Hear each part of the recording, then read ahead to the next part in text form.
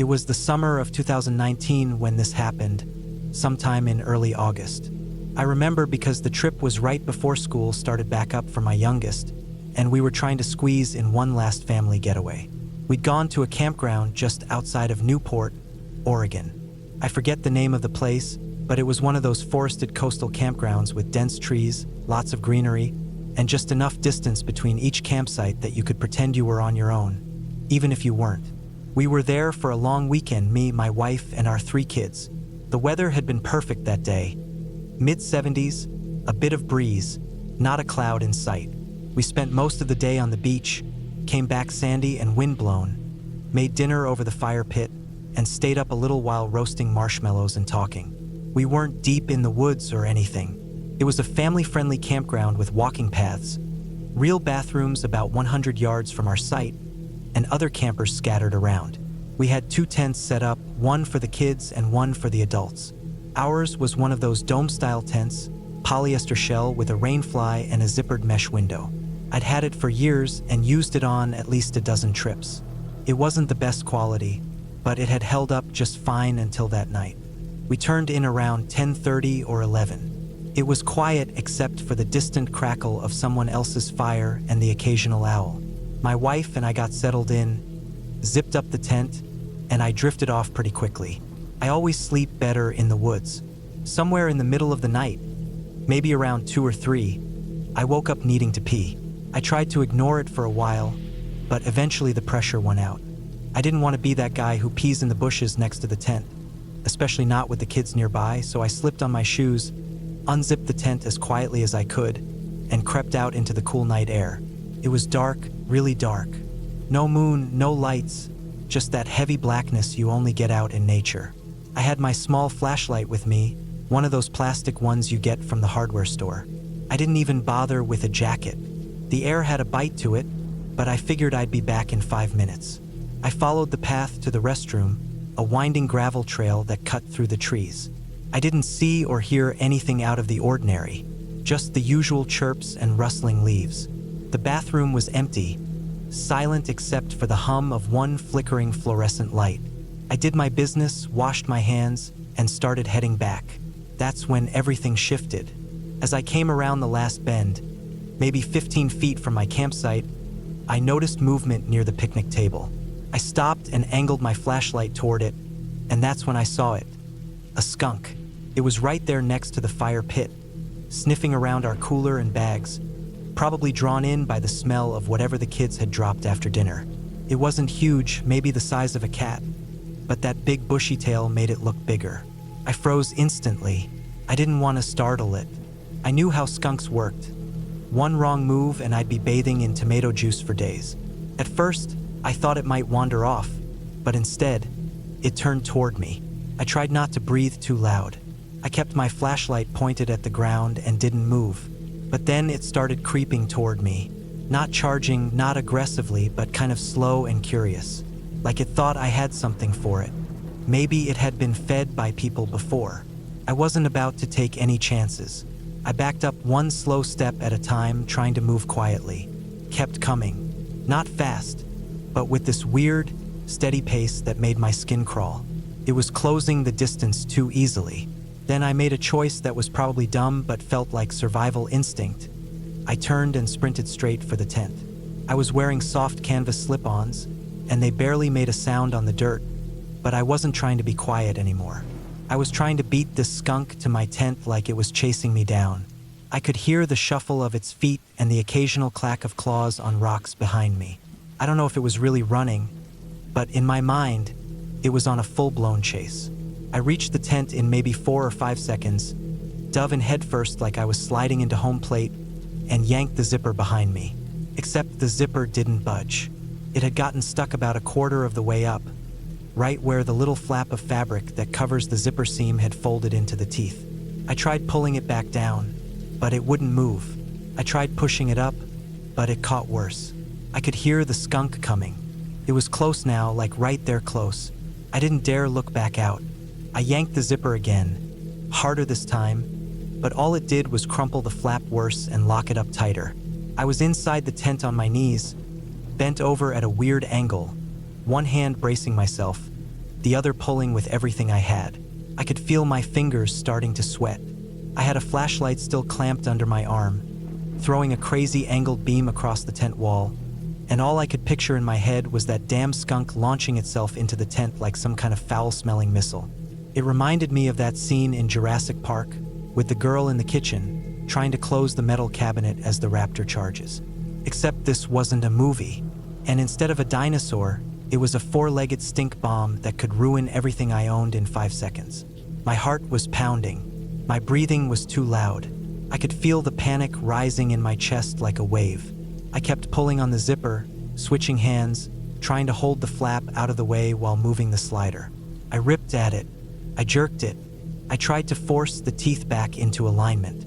Nothing worked. And then I heard it, the unmistakable shuffle and scratch of claws on the nylon floor just outside the tent. I screamed inside my own head and gave one last, desperate pull. The zipper caught for half a second, then gave way with a tearing sound. The tent sealed shut. Not perfectly, but enough.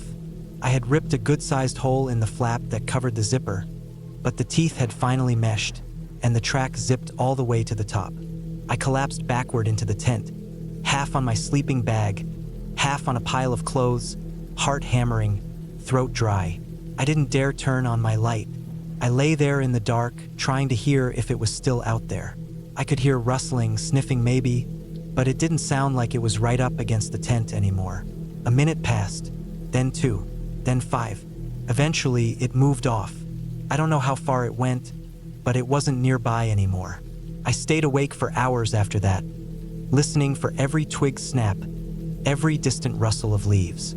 I didn't move. I didn't unzip the tent. I just lay there in a cold sweat, heart still beating way too fast. When morning finally came, I didn't say anything at first. My wife was already up, making coffee over the little propane stove. The kids were still asleep. I stepped out of the tent and walked around to check for signs. Sure enough, there were little paw prints all over the dirt around the fire pit, and a few right outside the tent door. I checked the cooler, and it looked like something had tried to pry it open. The food bag was fine, though I later noticed one of the granola bar wrappers had been dragged a few feet from the table. I showed my wife the rip in the zipper flap. She gave me a look like, "What the hell happened to the tent?" I just told her it got stuck and I had to force it shut. Technically not a lie. We packed up that afternoon instead of staying the full weekend. Part of it was the weather, they were calling for rain, but I think the real reason was I just didn't want to spend another night knowing that skunk might still be wandering around, looking for handouts. As soon as we got home, I tossed the tent in the trash. I didn't even try to fix it. The tear in the zipper flap had frayed into the seam, and the whole thing was compromised anyway. I wasn't about to test my luck again with a broken zipper and a campsite full of scavengers. I bought a new tent the next week, one with reinforced zippers and a double flap system. I've had plenty of sketchy camping moments before. Sudden thunderstorms, coyotes howling in the distance, raccoons messing with the trash. But nothing ever got my blood going quite like that stupid skunk. Not because of the danger, skunks aren't dangerous, but because I knew how close I'd come to a full-scale disaster. Getting sprayed in a tent would have been game over. For the whole trip, for the gear, for the car ride home, everything. It's funny now. We laugh about it sometimes, though I still haven't told the full version to the kids. But that night, as ridiculous as it sounds, was one of the scariest moments I've had outdoors. Not because it was life-threatening, but because of how helpless I felt, stuck in that polyester dome, fighting a stuck zipper with a skunk barreling toward me like a furry torpedo of doom. It's been years since then, and we still camp regularly. I double-check the zippers now, every time. I keep a light on at night. I make sure no food gets left out, and I never, not ever, step out without scanning the area first. Once you've been chased by a skunk at 3 a.m. with a broken zipper between you and disaster, you don't forget it, and you never let your guard down again.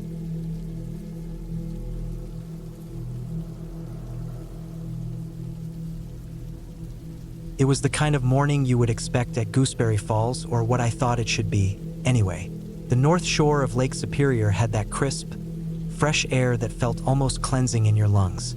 The morning fog clung to the shore in patches, thick but not enough to completely block out the rising sun.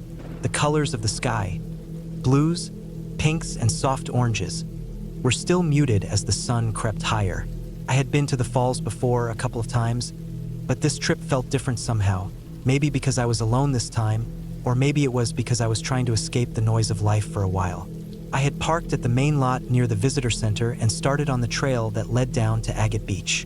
The hike wasn't terribly long, just a couple of miles, but the terrain was rocky, uneven, and often slippery from the mist that seemed to always be hanging in the air. I had my boots on, something sturdy, but they still felt slick on the stones as I made my way through the woods and then down toward the shore. The wind was picking up, the usual coastal breeze that pushed through the trees and hummed in your ears, but today it felt sharper, more persistent. Agate Beach wasn't too crowded at that time of the morning. A couple of campers, maybe, and some photographers with expensive equipment. I didn't mind the solitude. I liked it, actually. That's why I had chosen this spot. It was one of those places where you could really be alone with your thoughts, where the crashing waves drowned out the world and left you just with the sounds of the lake. When I got to the rock outcropping, I stopped for a moment, looking out over the water. It was beautiful, of course. The lake stretched out in front of me, vast and never-ending.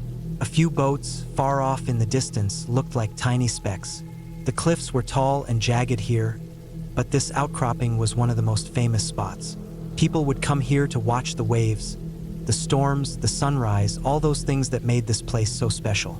I wasn't sure why, but I felt drawn to it this morning. Maybe I was just feeling the pull of nature, or maybe it was the rawness of the lake that morning, the way it seemed to be foaming and churning beneath me as if something huge was waiting to break through the surface. The rock itself was huge, but flat enough that you could stand on it. The further you went out, the higher you got, but it wasn't enough to make you dizzy, at least not at first. I knew the risks of getting too close to the edge, but I felt secure enough, standing back just a bit. The rock was slippery, though slick from the morning mist. I knew I had to be careful, especially with the waves looking like they were picking up in strength. The water came in, a dark, relentless force. I watched, entranced, as it slammed into the rocks, swirling around and then receding, only to build up again in some distant part of the lake, like a predator gathering itself for another attack. The first wave that came in was large but manageable. It hit the rock, splashed around my feet, and I took a step back, just to be safe. I was never good with heights, never liked being on anything too high or exposed. Vertigo always had a way of creeping in, making the ground feel 100 miles below me. But I told myself this wasn't so bad. I was still far enough back from the edge, and the waves, while big, weren't a concern. But then something happened. Another wave came in, even larger than the first one. I could see it build as it moved toward me, the water gathering strength, as if the lake had decided to show its true power. I held my ground, not wanting to back away from the edge too much. The mist sprayed over my face as the wave crashed into the rock, and for a moment, I was caught in it, drenched from head to toe, cold water hitting me like a brick wall. I didn't expect the second wave. I thought maybe the first one had been the biggest, but the second one was a beast. I saw it coming, the crest rising higher and higher, and I didn't move quickly enough. The wall of water slammed into me with such force that I lost my balance. The coldness of the lake's water hit me like a shock, and before I could even comprehend what was happening, I felt the pressure dragging me toward the edge of the outcropping. The rock was slick beneath my feet, and my body fought to stay upright. My hands, grasping desperately at the wet stone, couldn't find a solid hold. The vertigo hit me immediately. Suddenly, everything felt like it was tilting away from me. Couldn't catch my breath. The waves kept coming, the power of the water pushing and pulling at me. I tried to plant my feet, but the ground was treacherous. My foot slipped, and for a split second, I thought I might fall. Then the next wave hit, and it was like the lake itself had decided it wasn't done with me. Crashed down on me, pouring over my head, nearly knocking the wind out of me. I felt the ground slip away beneath my feet, and I was dragged toward the edge, only a few feet away from the drop. The rock wasn't high, but it was high enough that falling would still be dangerous, if not deadly, certainly painful. The water kept pouring over me, like the lake was trying to swallow me whole, pulling me closer to the edge. I don't know how I didn't fall right off the cliff. I scrambled, frantically reaching for something to hold on to. My fingers scraped against the rock, but there was nothing solid to grab. I felt my foot dangle over the edge, hanging just a fraction of an inch away from dropping into the churning water below. I was terrified. My heart was racing, my body shaking with the shock of it all. The cold water was numbing my legs, but I had no time to feel it.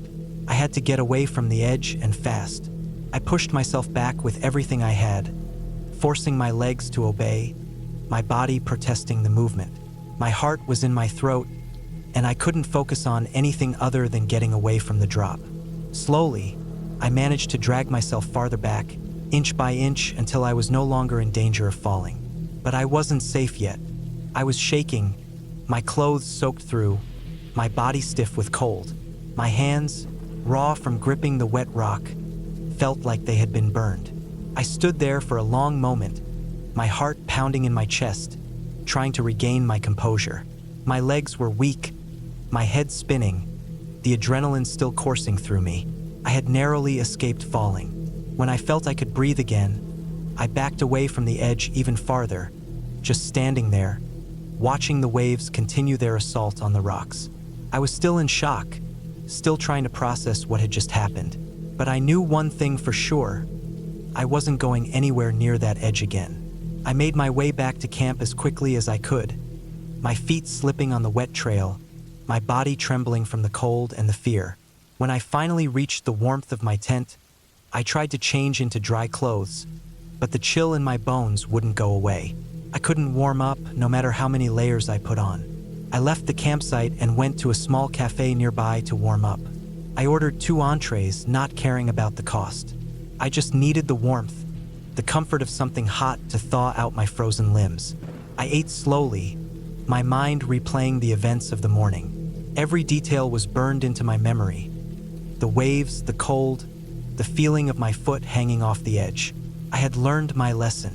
Agate Beach was beautiful, but I wasn't going anywhere near that outcropping again. The waves, the rock, the sheer power of nature had reminded me that some things, no matter how inviting they seem, could turn dangerous in the blink of an eye. From that day on, I stayed far back from any edge, never letting myself get too close to the danger. I didn't want to feel that helplessness again, the terror of almost being swallowed by the lake. I knew I had been lucky, but I wasn't going to tempt fate again. Every time I visit Gooseberry Falls now, I stand back from the edge, my feet planted firmly on solid ground. I've seen other people take the risk, standing where I once stood, gazing out over the water, oblivious to the danger. But I know better now. I know how quickly things can change when you're not paying attention, how nature can pull the rug out from under you without warning. And every time I stand there, watching the waves crash below, I'm reminded of that day, of the cold, the fear, and the lesson I learned too late. The lake doesn't care about you, and if you're not careful, it will remind you of that in the most terrifying way possible.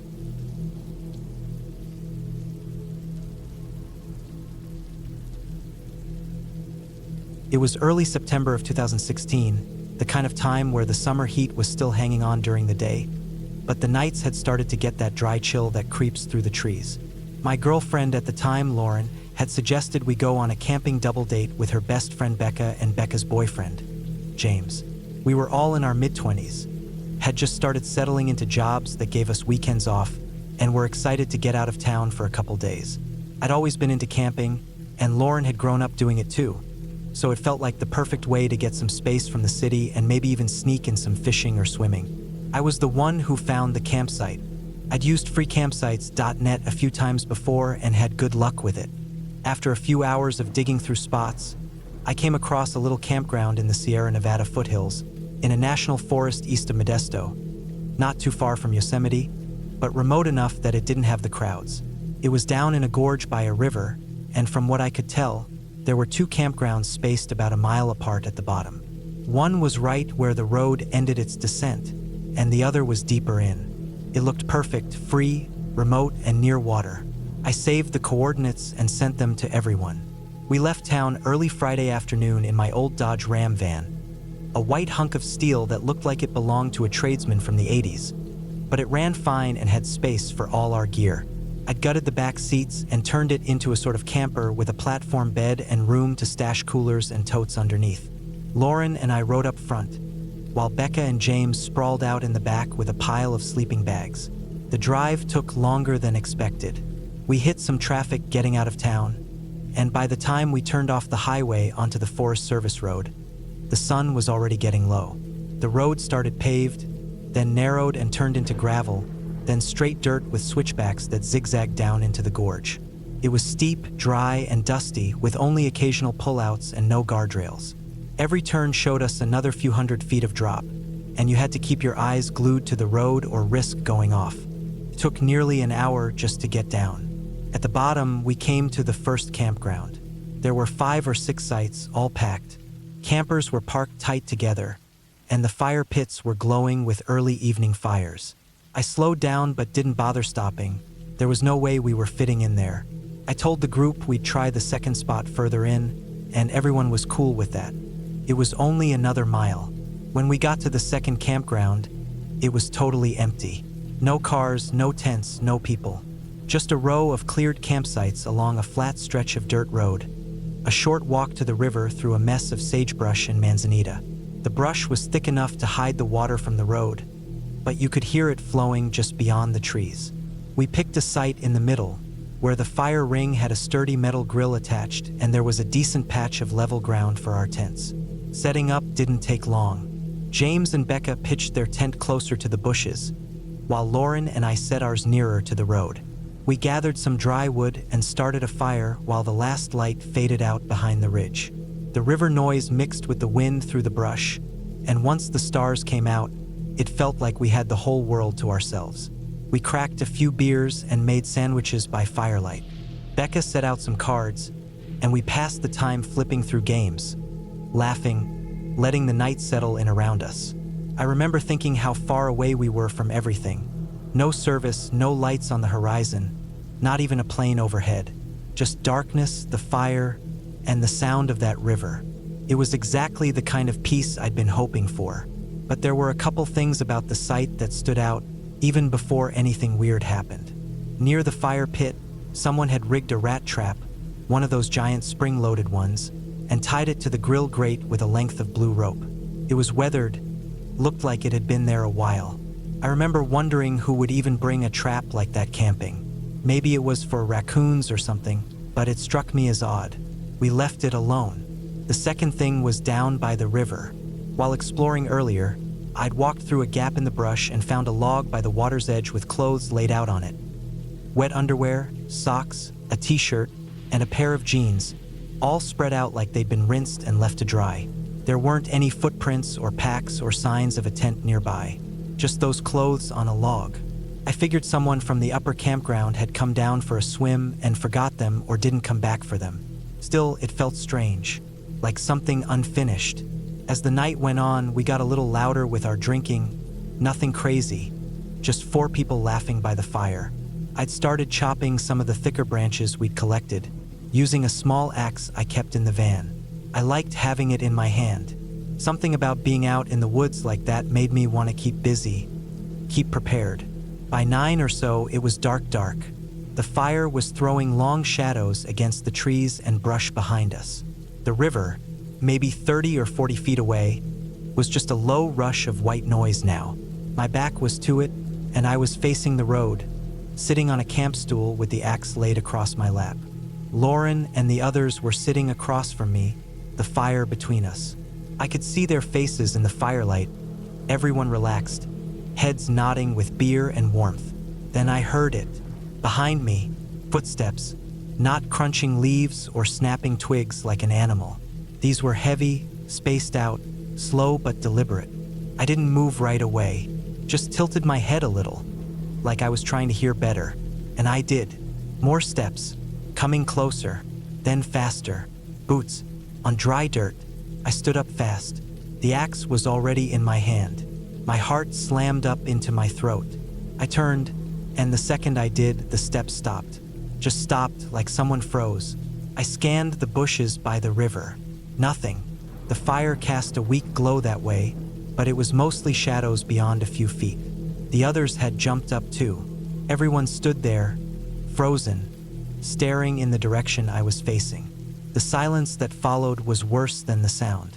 That kind of silence where your ears start ringing. I raised the axe more out of instinct than anything, but I didn't move. We all stayed like that for maybe 30 seconds. Then James grabbed a flashlight and clicked it on. He swept the beam through the sagebrush, over the rocks, down toward the log by the river. Nothing. No footprints, no movement. Just the low sound of the water. We didn't say anything to each other, just kept looking, turning in slow circles, scanning every bush, every tree. Stayed quiet. After a few minutes, we sat back down, but no one was relaxed anymore. We left the flashlight on and pointed toward the river. I kept the axe beside me on the ground. 10 minutes later, just as I was starting to think maybe it was a weird echo or some dumb animal crashing through the brush, I heard another sound. A dry snap, a branch not far off, then another. But this wasn't something walking. It sounded like someone shifting their weight, like trying to stay quiet and failing. I didn't wait this time. I stood, grabbed the axe, and looked everyone in the eyes. Without a word, we all started packing. Lauren dumped the rest of the firewood on the flames to snuff them. Becca and James rolled their tent up half-closed, stuffing it in the van loose. We threw everything into the back, coolers, chairs, sleeping bags, half our food still out on the folding table. I didn't even shut the back doors, just left them swinging until we were all in. I slammed the van into gear and took off down the dirt road, my headlights cutting the dark. The road back up the gorge felt a lot narrower at night. Every turn looked like a dead end until we were on it. I drove way too fast, tires slipping in the loose gravel, high beams washing out the brush on either side. No one spoke until we were halfway up. Then James, who'd been crouched in the back peeking out the rear windows, said he thought he saw someone on the road behind us. Just for a second, someone stepping into the beam before it curved away. I don't know if he really saw that or if it was just the nerves. I didn't ask. We didn't stop until we hit pavement again, way up near the top where the Forest Service road met the highway. I pulled off at a turnout and killed the engine. Everyone got out and just stood there for a minute, breathing in the cold air. We ended up driving another 2 hours to a pay site up near a lake with a campground host and bear boxes and other campers parked 10 feet apart. We didn't talk much about what happened. We all agreed that we weren't crazy, that we all heard it, that it was footsteps, human footsteps, but that was it. I never went back to that gorge. I never found out who set that trap or left those clothes by the river. Maybe there's an explanation. Maybe there isn't. All I know is that I've been camping since I was a kid, and I've heard every kind of animal you can hear at night. Nothing I've ever heard moves like a person does. Nothing walks heavy, then runs, then stops the second you turn around. That wasn't an animal, and I'm never going back.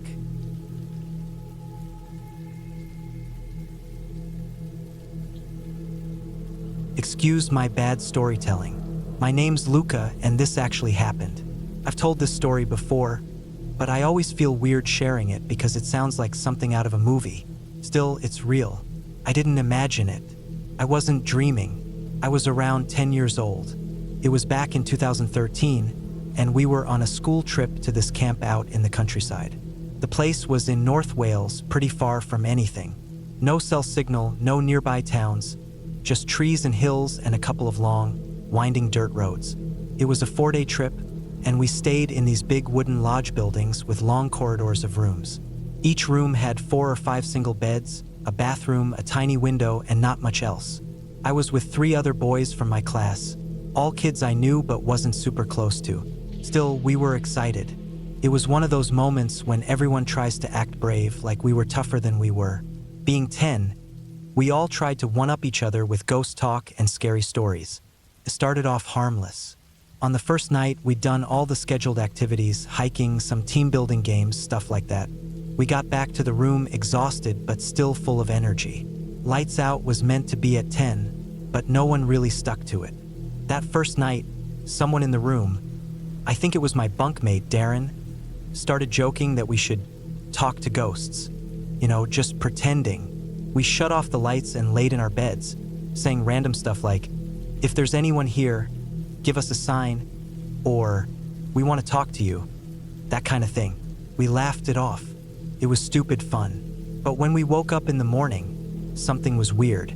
There was one bed no one had used the night before. It was completely made and untouched. Or at least it was. When we looked at it, there was this deep, clear imprint like someone had been lying there. Full-on dip in the mattress. Not just the covers being bunched up, like a body had actually laid there for hours. None of us slept in that bed. We even joked about it the night before, how the extra bed could be for the ghost. But now it didn't feel funny. It made the room feel colder, quieter. We kind of stared at it in silence for a few seconds before brushing it off. We told ourselves it was probably just the way the mattress was, or someone must have sat there without realizing. But things didn't really stop after that. That evening, after the day's activities, more hiking, some indoor climbing, we came back to the room. Still thinking we were tough, we started doing the ghost talk thing again. Same routine. Lights off, making up spooky stuff, daring each other to go to the bathroom alone. But about 20 minutes in, one of the boys, Callum, got up and went into the bathroom. He closed the door and locked it. A minute later, he started yelling. Not just joking around yelling, actual panic in his voice. We jumped out of our beds and ran over to the door. He kept yelling that something had touched his leg. We tried opening the door, but it was locked. He said it wouldn't unlock. He was banging on the door and we were trying to calm him down. But then something really messed up happened. The bathroom lock clicked and fell onto the floor. Not like it came loose slowly, it just dropped like it had been pulled off. At the same time, the doorknob almost came off in our hands. We twisted it and it felt loose and kind of half hanging from the wood. We pushed the door open and found him standing near the sink, pale and shaking. The window in the bathroom was tiny and screwed shut. No one could have gotten in or out. But the shower curtain was swinging back and forth like someone had just yanked it. That could have been a draft, sure. But the thing that stayed with me was the mirror. There was a print on it. Not a full handprint, just a little one. A baby's hand. Right in the center, about halfway up. We all looked at it. None of us touched it. No one wanted to. The weird thing is, the mirror wasn't fogged up. It wasn't steamy. So it's not like someone had just washed their hands or taken a shower. The print was smudged and oily looking, like it had been there for a while. Like something with dirty fingers had touched the glass. We backed out of the bathroom without saying anything. None of us mentioned it that night. Everyone was just quiet. I didn't sleep. None of us did. At around 3 or 4 a.m., me and Callum were both feeling sick. Not like normal sick, we were boiling. Our faces were bright red, and our skin felt hot. The others in the room were freezing, wearing hoodies and tucking under the blankets. Me and him couldn't stand to even be under the covers. It was like our bodies were on fire. I remember lying there, staring at the ceiling, too hot to move, just sweating and trying to breathe slow. In the morning, we didn't say much about the night. It felt like no one wanted to talk about it. We got dressed and went down for breakfast. The whole day was a blur. Archery, obstacle course, some team relay stuff. But I remember one clear thing. Around midday, we passed by our building during a hike and both me and Callum saw the curtain in our room window moving. Just a little, like someone had nudged it from the inside. Everyone was outside. The whole building was empty. No one was allowed to stay in the rooms during activity time. The instructors made that super clear. We didn't tell anyone. We just looked at each other and kept walking. Later that afternoon, while everyone else was eating lunch, me, Callum, and 2 other boys from our room, Reese and Daniel, snuck back to the building.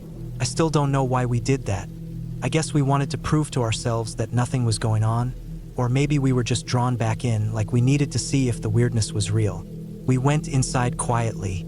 The building felt too quiet, too still. The hallway lights were dim, and our room was way at the end of the corridor. When we got there, the door was still closed. We went inside and looked at the beds. Each one of them had that same imprint now. 4 beds, 4 deep dips in the middle, like someone had laid in each of them for hours. I remember staring at mine, trying to convince myself I just made it like that, tossing and turning the night before. But the way the covers were pulled back and pressed down, it looked like someone had crawled under and stayed there. We stood there for maybe 10 seconds before the door slammed shut behind us. Just straight up slammed. No wind, no open windows. We all jumped. Then we heard a sound. Something like a short, sharp scream. Not a kid's scream. Not one of us. Came from inside the room. We didn't wait around to figure it out. We grabbed the handle, yanked the door open, and sprinted down the corridor. We didn't stop running until we were halfway across the field back toward the group. No one noticed we'd been gone. We slipped back into the group and acted like we'd just been at the toilets. My heart was still hammering and I was sweating, but I tried to act normal. None of us said a word for the rest of the day. On the final night, everything felt heavy. We packed our stuff and brought our bags to the common hall. There was a big campfire planned. The whole group of us sat around it in a circle outside. It was pitch black apart from the fire and a couple of lanterns the staff had hung up. The air was freezing, and we were all bundled in layers, listening to the camp owner talk.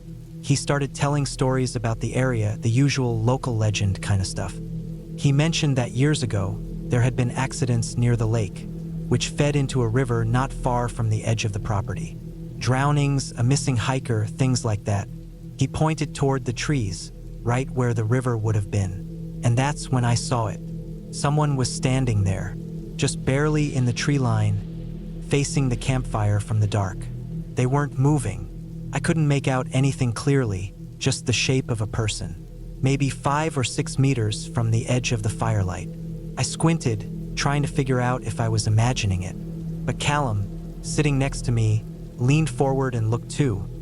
I didn't say anything, but he had seen it as well. I could tell from his face. The shape never moved. It just stood there, watching. I didn't sleep that night either. The next morning, we were picked up by the school bus. Everyone was quiet, tired, ready to go home. I remember getting in the car when my mom picked me up, and the first thing she said was, "You look pale. Are you sick?" I just told her I didn't sleep well. It took me months before I could really think about that trip properly. At first, I told myself it was just nerves, or imagination, or maybe someone playing pranks. But too many things happened. The mirror, the beds, the locked door, the scream, the person by the river. And none of it felt like a prank. None of it felt like a joke. I still don't know what really happened at that camp. Maybe it was just a bunch of small, weird things that added up. Maybe our brains just connected dots that weren't there. But there's something about how the staff never really seemed surprised by anything. Especially the camp owner telling those stories, like he'd told them before, like he'd seen things too. I never told my parents the full story. I didn't tell anyone at school either, apart from the boys in that room. We never talked about it again. Everyone just kind of moved on, like we were all pretending it hadn't happened. Maybe that was easier. I've never gone camping since then.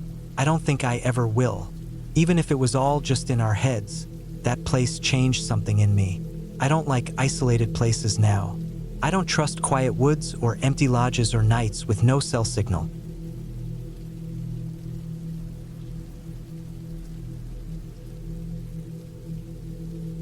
I was 6 years old the first time I went camping with my family. It was sometime in the late summer, probably August.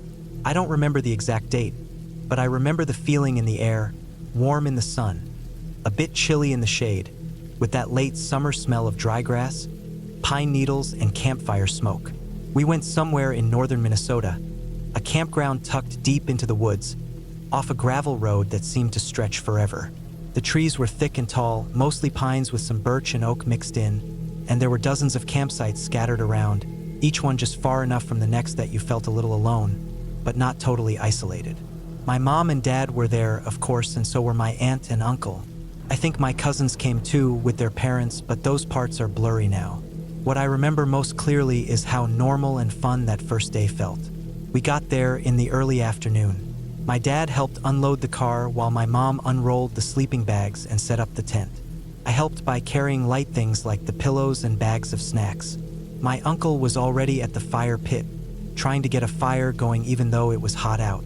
He was one of those people who just loved fires, always poking at them with sticks or stirring the coals. His name was Jeff, and he had this way of doing things that was half silly, half serious, and somehow always stuck in your head. The campground was buzzing with life.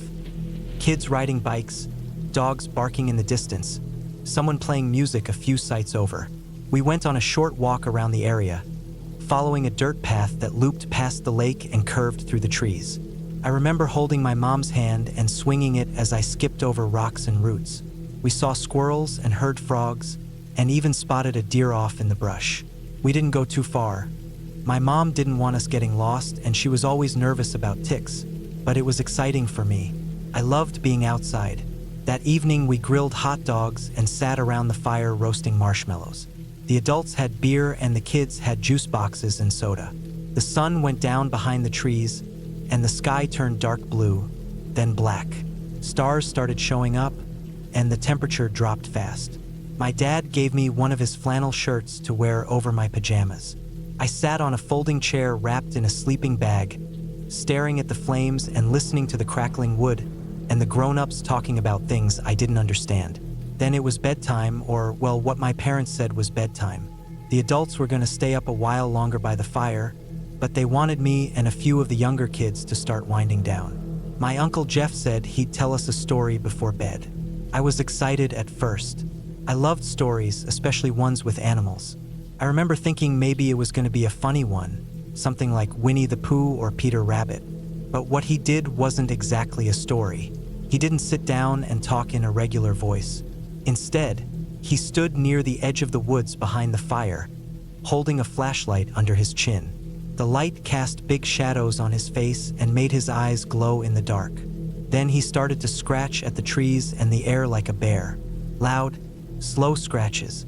I still remember the sound, dry and sharp, like fingernails dragging across a wooden door. Then he started to sing. Not loud, not cheerful, but low and slow, like a whisper stretched into a song.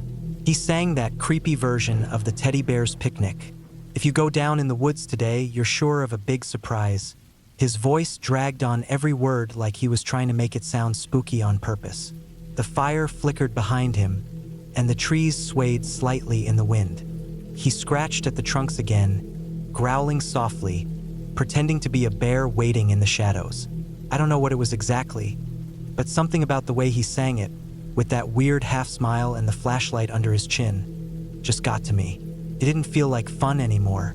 It felt too real, like he wasn't pretending, like there were bears in the woods watching us, just out of sight. Every bear that ever there was will gather there for certain. Because today's the day the teddy bears have their picnic. I was frozen. I didn't even blink. The flashlight lit up his face just enough to see his grin, and then he'd flick it off, then on again like a strobe. My heart was pounding, and I didn't want to cry in front of everyone, but I could feel the panic building. I didn't want to go to bed. Not now, not after that. But of course I had to. My dad zipped up the tent and tucked me in, and he brought in his hunting knife, just in case it made me feel better. He laid it down near the sleeping bags in the open so I could see it. I stared at it for a long time, hoping it would scare off any bears or shadows or whatever was outside. It didn't work. Even with both my parents in the tent later, I couldn't sleep. Every little sound outside made me jump.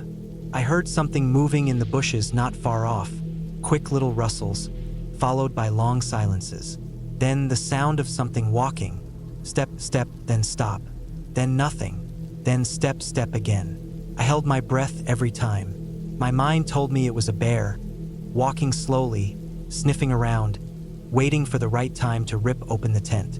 At one point, I felt the tent wall move, like something brushed against it lightly, or maybe leaned on it.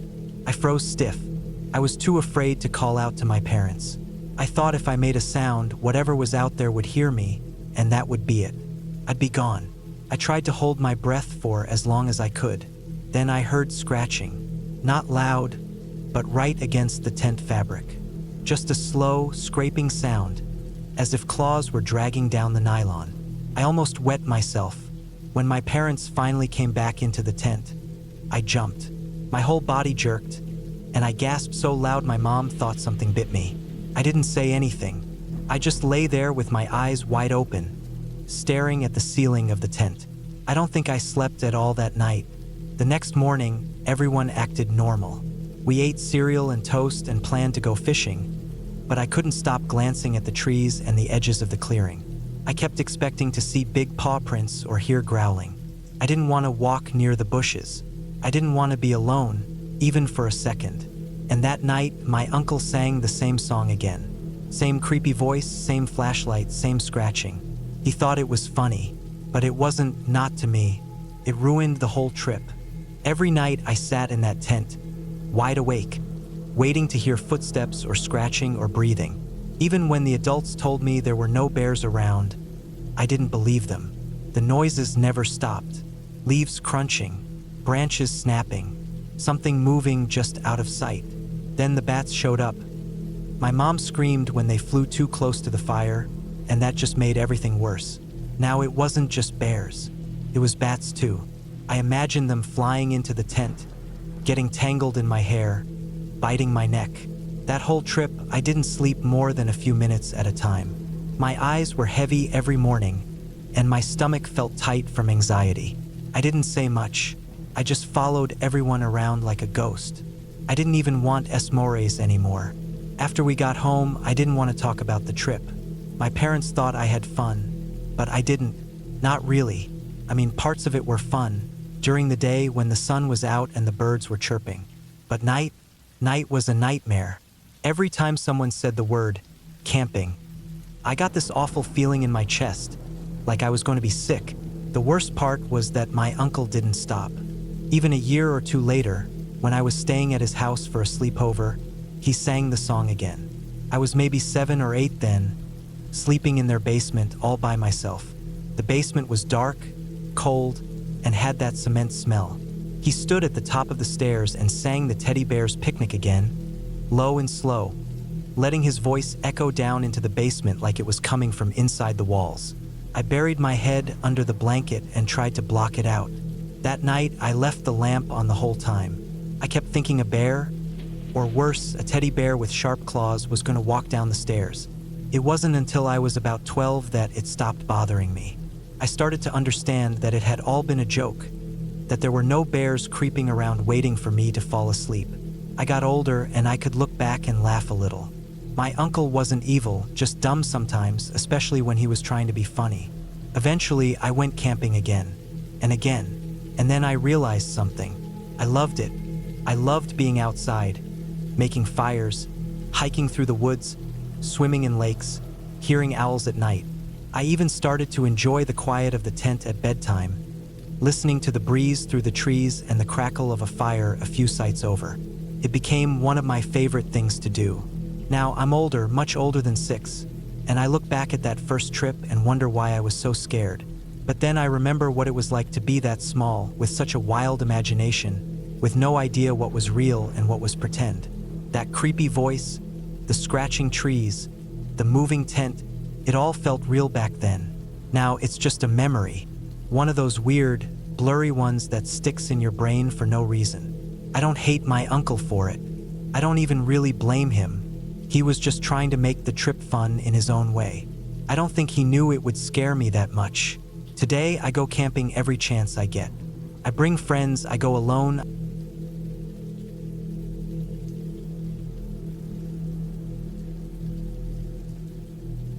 We were camping in Arizona, not far from the south rim of the Grand Canyon.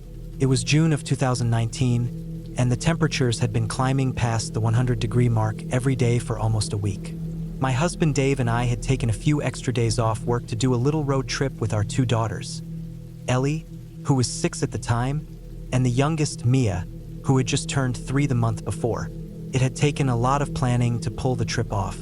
Between work, school, and just the chaos of everyday life, a family camping trip had felt like a luxury.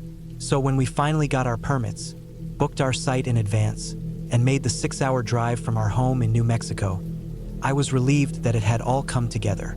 We weren't totally new to camping, but this was the first trip we were trying with both kids in such a big park. I wanted everything to be perfect. We had a shaded spot, at least in the early morning, nestled near the edge of a small loop that circled around to maybe 8 or 10 other sites. Some families were there, some older couples, and a few groups of backpackers who didn't spend much time around their cars or tents. We set up our gear, pitched the tent under the biggest juniper tree we could find, and unloaded everything into a rhythm. We had a system. Mia had been going through this phase where she liked to play what she called surprise hide and seek. She'd disappear quietly and then wait somewhere, like under a table or behind a curtain, holding her breath with a grin on her face until we found her. She thought it was hilarious. We'd played it at home a lot, and I'd even taught her a few small skills: how to slide open and close the van doors by herself, how to pull the zipper on a sleeping bag shut, that kind of thing. It seemed harmless, and honestly, I was proud of her independence. That morning was like any other on a camping trip. It was around 10:30, and the sun was already way too strong for how early it was. The air felt baked even in the shade. We had eaten breakfast, done a short trail walk with the girls, and were back at the site trying to decide whether to drive out to a lookout or let the kids nap in the tent. I had the tailgate of the van open and was moving things around, organizing water bottles, spare clothes, and the cooler. Mia had been there moments before, sitting on the edge of the picnic bench swinging her legs, snacking on a piece of granola bar, and tossing pebbles in the dirt. I turned around for maybe 20 seconds to dig through the cooler for more ice packs, and when I looked back, she just wasn't there. At first, I thought she was behind the van or had wandered a few feet into the brush. I circled around, calling her name. No answer. I didn't panic right away because she'd done this before. I walked over to the tent and looked inside. Ellie was inside flipping through a book, bored and barely noticing anything else. No, Mia. I called her name again, a little louder. I walked around the van, opened the side door, looked under the seats. Not there. Shut the door. Walked over to the fire ring. Nothing. My stomach dropped a little, but my brain hadn't caught up yet. I looked behind the bathroom facility about 20 yards away, behind trees under the picnic table. Now I was running. I went from site to site, maybe 5 or 6 in a row, yelling her name. Some people turned to look at me, others got up. A man near the edge of the loop asked if I was looking for a little girl, and I could only nod. My throat had gone dry. I ran past our site again, over to the trailhead entrance where we had walked earlier, yelling her name again and again, but it was like the sound wasn't loud enough, like it wasn't real. My chest was tight. I wasn't just scared. I was on the edge of total shutdown. My thoughts were going faster than I could manage them. Every direction she could have gone turned into a nightmare. The road, the cliffs, the forest. Dave had taken off in the opposite direction, and we kept passing each other in loops, our faces white and blank, not saying anything, just screaming her name, scanning every tent, every tree, every shadow. I ran back to the van and opened every door this time. I threw the back hatch open and tossed all the bags aside. Nothing. I said her name again, louder, checked under the front seats. Nothing. My hand was shaking when I slid the side door open. The van was blazing hot. Felt like the inside of an oven. Still no sign of her. I stood there for a second and then shut the door, and I kept running. It's hard to explain the kind of fear that takes over in moments like that. It's not like the fear from a scary movie or a nightmare. It's quiet even when you're screaming. It feels like the world has shrunk and expanded all at once. You can see everything, but none of it makes sense. You hear sounds, but they don't register. Somewhere between the third and fourth time I circled back to our site, I saw Dave at the van. He was bent halfway into the open door on the passenger side.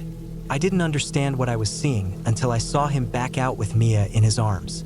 She was limp, flushed red in the face, but breathing, awake.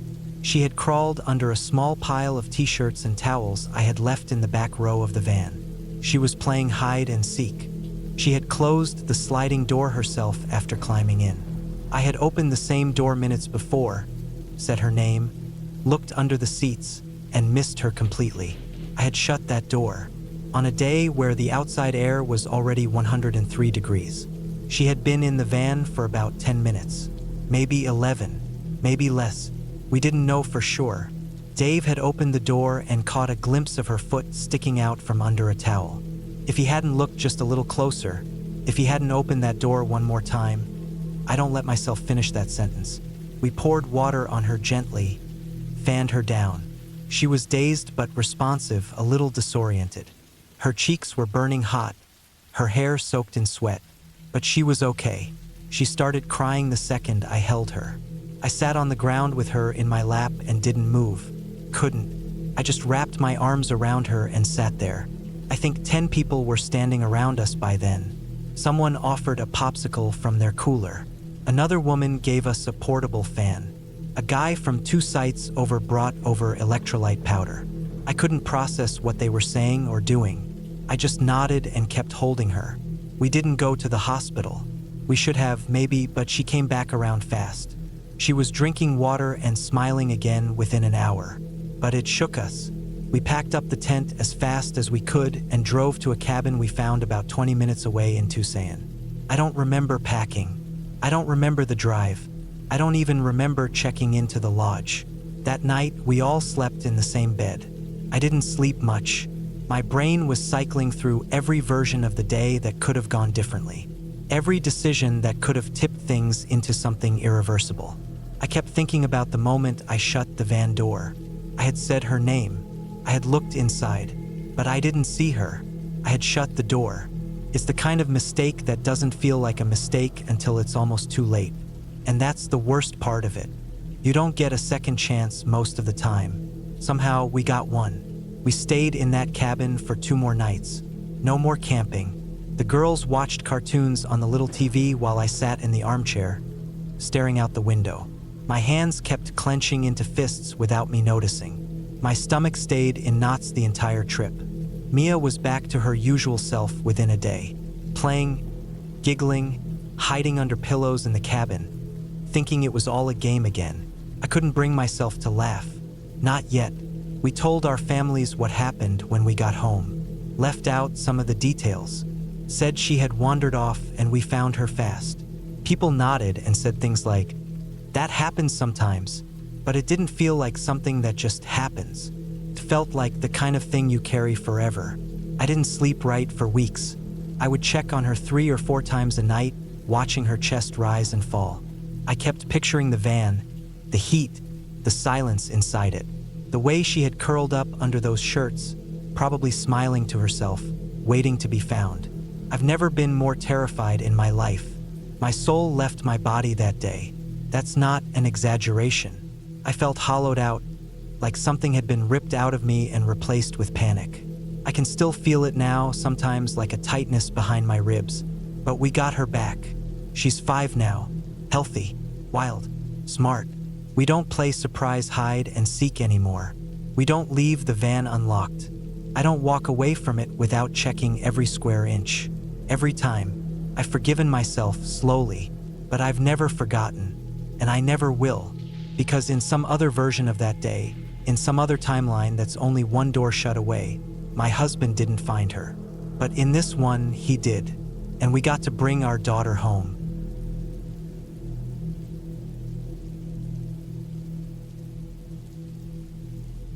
I remember the evening like it was yesterday, August 2019. The summer air was thick with the smell of pine and dust, and the dry earth beneath our feet had that crisp, almost metallic scent that comes after a long stretch of hot days. My partner, Sam, and I, along with our friends Casey and Mike, had been looking forward to this camping trip for weeks.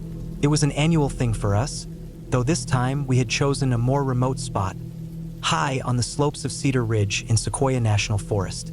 The mountain was quiet, almost eerie, but that was the draw. The forest had burned a few years prior, and as a result, there was an openness, a vulnerability to the place that made it feel different from the other spots we'd camped. It wasn't the most accessible, but that was exactly why we liked it. We were far from cell service, with only the rustling of leaves and the occasional animal sounds to keep us company. We had a family lot up here, our own little piece of wilderness, and this time it was just the 4 of us. No one else in sight, and that felt strangely comforting. We'd been to this spot before, though always in the daylight, and it was something else entirely when the sun dipped behind the peaks and darkness settled in. The forest seemed to close in around us as we sat by the small potbelly stove we'd brought.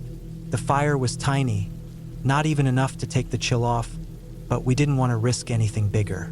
The pier fire had devastated this area just a couple of years ago, and as much as we loved the place, the thought of starting another fire out here, so far from help, made us hesitant. The stove was enough to keep the worst of the cold away, and we huddled close around it, wrapped in our jackets. The night felt unusually dark, though. There was no moon, and the trees around us were dense, casting shadows so thick it was like the night itself was swallowing us whole. It was so still you could hear every little noise, every little crackle of the fire, every distant rustle of leaves. Sam was tending to the stove, Casey was leaning back on one of the logs we'd brought, and Mike was on his phone. Not that he had any signal to do anything with it, but he liked having it on anyway. My two dogs, Hank and Daisy, were curled up under a sleeping bag at my feet, looking content and relaxed as usual. Both of them liked to be tucked in tight like that. It was their thing, and I never questioned it. They had both been with me for years, and I knew them better than I knew myself at times. It was around 10:30 p.m. when things started to feel off. It wasn't anything obvious at first, just a strange shift in the air. Hank, the older of the two, lifted his head from under the bag, and his ears pricked up. Daisy followed his lead, both of them sitting up straight, their backs turned to me now, their attention focused somewhere out in the trees. It wasn't normal for them to act like this. They weren't barking or whining, but their posture was alert, their eyes scanning the darkness. I watched them for a moment, trying to gauge what they'd sensed. They didn't growl, which was a good sign, I thought. They'd growled at bears before, but this was different. They were on edge, but not panicking. I glanced around the campsite, half expecting to see something move in the shadows, but there was nothing. The stillness was oppressive. Sam had stopped fiddling with the stove, and both Mike and Casey had gone quiet too. Something in the air seemed to demand our attention. My heart rate picked up, but I still couldn't quite put my finger on what was wrong. And then we heard it. A sharp, quick series of footsteps, fast, bipedal footsteps, coming from the steep slope just behind the tent deck. The noise was so clear and distinct, it almost felt like a physical thing, cutting through the quiet night air. It wasn't like the random scurrying of an animal or the slow, deliberate steps of something larger. It was fast, almost unnatural, like someone or something was hurrying up the mountain trying to cover ground quickly. Now, Cedar Ridge is known for its steep, treacherous terrain.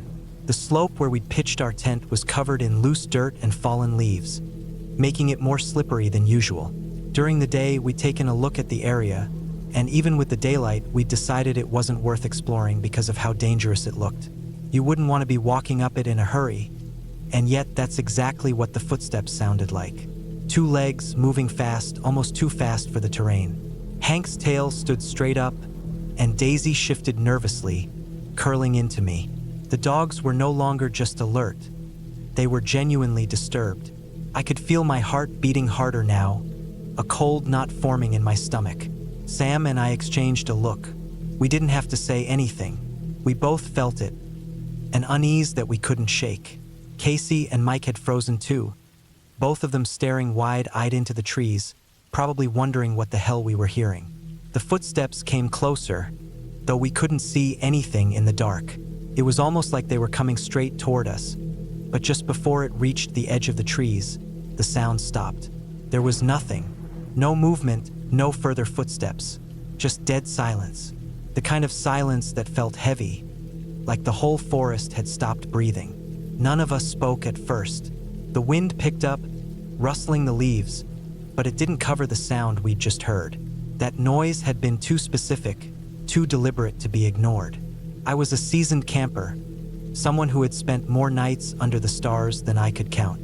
Bears, mountain lions, coyotes, they were all part of the deal. I knew their sounds. I'd seen them up close. But this didn't fit. It didn't make sense. After what felt like an eternity, I finally broke the silence, my voice low. "You guys heard that too, right?" They all nodded, their expressions pale in the firelight. We didn't need to talk about it more. We all knew something wasn't right. That's when Sam, ever the pragmatist, stood up. "I'm gonna start the generator," he said quietly. "Just for a few minutes. Might scare whatever it is away." I agreed, But even as the low hum of the generator began to fill the air, I felt no comfort. The generator was loud, but it felt like we were just adding noise to the tension. The dogs still hadn't calmed down. They remained close to me, their heads swiveling, eyes darting toward the trees. Whatever had been out there, it was still there, still watching. I couldn't shake the feeling that something was lurking, just beyond the reach of the firelight. Minutes passed, and it was hard to tell if the generator had worked or not. The darkness beyond our camp felt oppressive, but nothing else happened. No more footsteps, no more movement, just the sound of the generator humming, the crackling of the stove, and the occasional rustle of leaves in the wind. Despite the noise, it felt like we were still being watched. We didn't sleep much that night, at least not right away. We stayed close to the warmth of the stove, the generator running for an hour before we turned it off. The night dragged on, each of us too tense to relax, too alert to let our guard down. The dogs eventually calmed, curling back up under the sleeping bag at my feet, but the unease lingered. It wasn't the kind of night you just forget. By morning, the sun had risen and the forest was bathed in light, the air fresh and cool. The tension from the night before seemed to dissipate with the daylight, but the memory of the footsteps stayed with me. We packed up our camp quietly that morning, none of us speaking much. The only sounds were the rustling of tents and bags, the soft whimper of the dogs as we moved around. The forest seemed normal again, but something in the back of my mind kept telling me that whatever we had heard had been real, that it hadn't been some figment of our imagination. We left Cedar Ridge later that day, but I've never forgotten that night. I've camped all over, seen all sorts of wildlife, and encountered plenty of eerie situations, but the memory of those footsteps still gives me chills. The forest can be an unforgiving place, and sometimes the silence is the most unsettling part of all. The footsteps, those fast, deliberate steps, were something I couldn't explain, and I'm not sure I want to. It felt like something was out there, something that knew we were there, and for reasons I'll never understand, it chose not to reveal itself. That night, we learned that no matter how prepared you think you are, the wilderness always has the final word.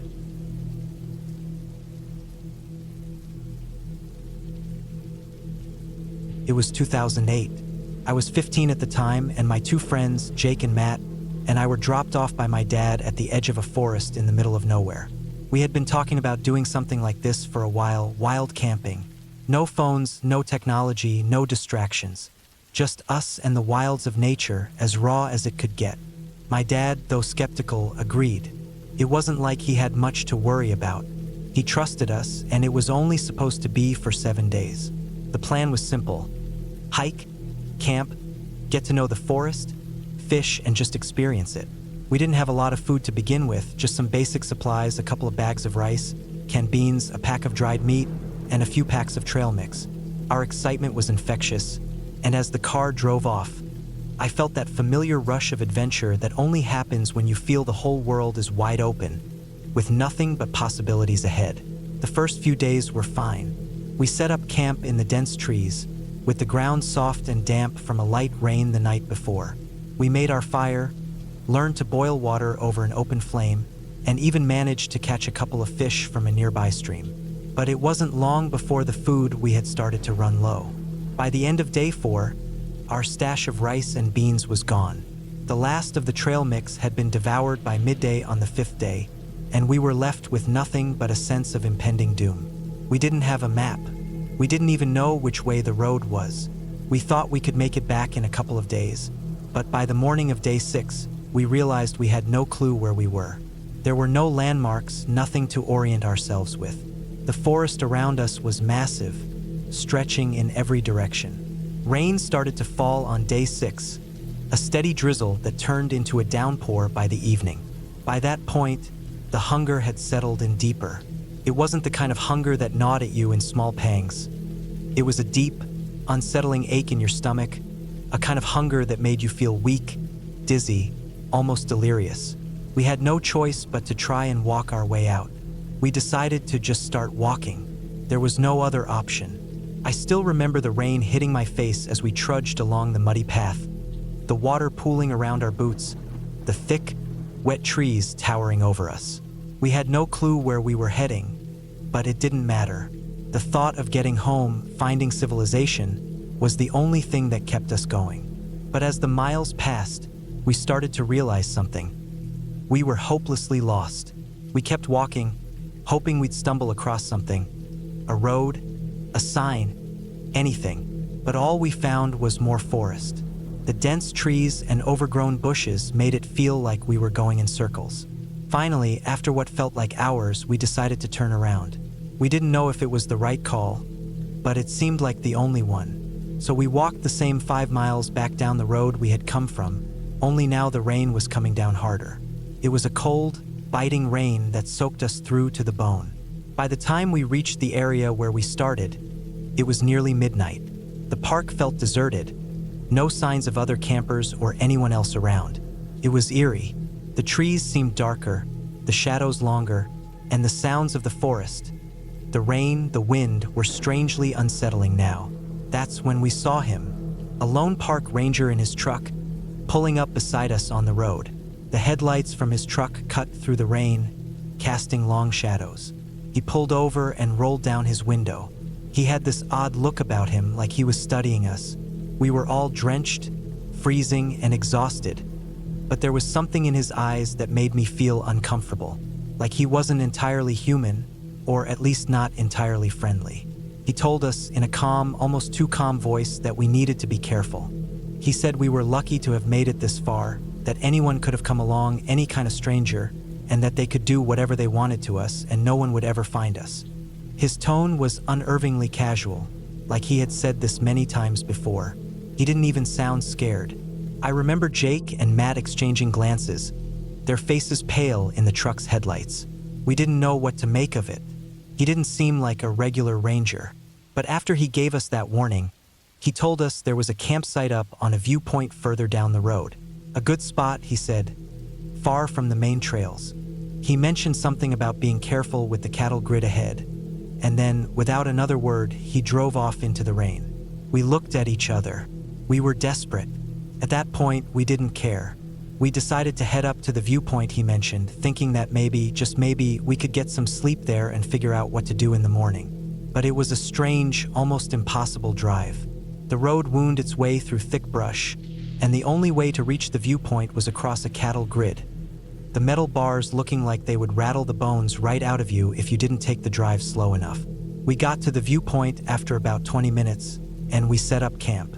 We set up 2 tents, one for Jake and me and the other for Matt. We were exhausted, and the rain hadn't let up. The whole place felt unnerving, the silence of the forest making the howling wind seem that much more ominous. Then, 20 minutes after we settled in, we heard it. The sound of a vehicle slowly crossing the cattle grid. The sharp metallic clanking was unmistakable, echoing across the empty landscape. We froze. My heart pounded in my chest. There was a feeling of dread that I couldn't shake. It wasn't just the noise, it was the fact that we hadn't heard any vehicle for hours before that. And now this one. Whoever it was, they knew exactly where we were. We had no idea whether it was the ranger coming back or someone else entirely, but it didn't matter. The fact that we were so isolated and so vulnerable made every shadow seem like a threat. We ended up huddling in one tent. It was tight and cold, but we were all shivering in fear. I could hear my breath, sharp and uneven. The rain started to beat harder against the roof of the tent, but I couldn't shake the feeling that we were being watched. We stayed completely still, knives out, as we listened for the sound of the vehicle leaving. But it never came. The minutes dragged on, the only sounds being the rain and the occasional gust of wind. We couldn't hear the truck leave. We waited and waited, but there was nothing. No engine starting, no tires rolling away over the cattle grid. In the morning, when the rain had finally subsided, we emerged from the tent, tired and tense. We made our way cautiously to where we had heard the vehicle. I remember looking over to the cattle grid, thinking we would find tracks, signs that the vehicle had passed. But there was nothing. Nothing except a small, narrow gap in the brush on the far side of the grid. The gap was just wide enough for a car to slip through without crossing the cattle grid. It was almost as if the ranger had deliberately misled us, or worse, played some sort of twisted game with us. He must have known that we'd be scared. He had manipulated us into thinking something terrible was about to happen, and we had fallen for it. By the time we made it back to where my dad was supposed to pick us up, we were completely drained, physically and emotionally. I couldn't get the image of that gap out of my mind, or the strange, unsettling feeling that came with it. We were lucky in a sense. We made it back in one piece, but we knew we'd never look at the wilderness the same way again. The ranger had made us feel small, powerless, like we were nothing more than pawns in his game. We never spoke of it again, but every time I think back to that night, I can still hear the echo of those clanging metal bars and feel the cold, heavy weight of fear settle in my chest.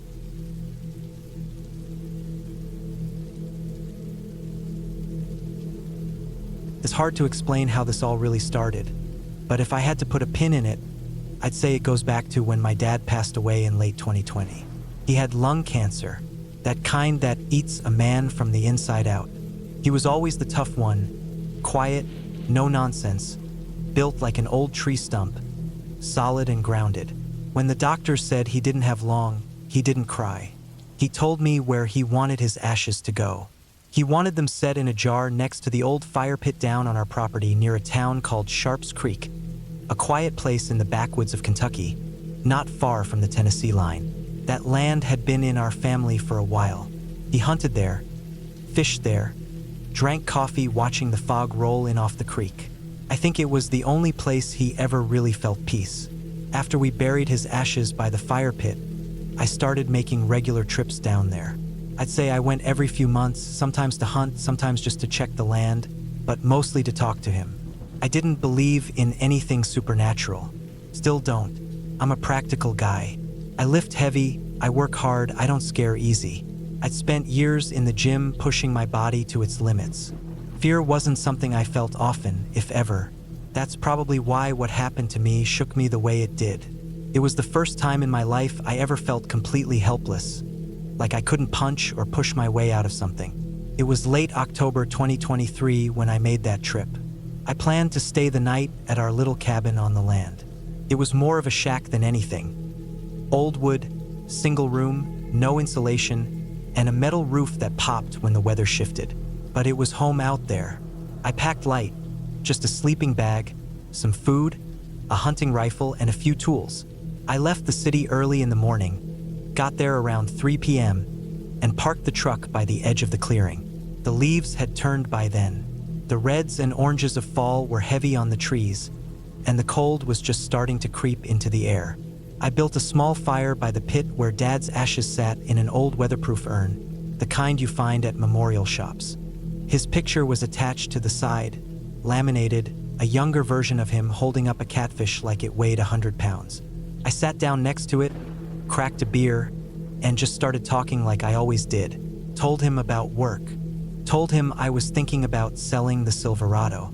I even laughed at a story I remembered about him getting a leech on his leg in the creek once. But even while I talked, I noticed something. The air didn't feel right. I've spent hundreds of nights in the woods, sometimes alone, sometimes with friends, and I've always been able to relax, especially here. But that day, sitting there, I couldn't shake the feeling I was being watched. It wasn't paranoia. It was sharper than that. Like the air was tight, like something was holding its breath with me. I scanned the trees, thinking maybe a black bear had wandered close, but there was no sound. No birds, no rustling, just dead quiet. I remember standing up, my skin crawling, walking a slow circle around the cabin and woodshed. Nothing. I told myself I was overthinking it, probably just tired from the drive. The sun dipped low behind the ridge, and by 7:30 or 8 o'clock I'd locked the cabin up, shut off the lantern, and laid down in the bag. I planned to head back out around lunchtime the next day.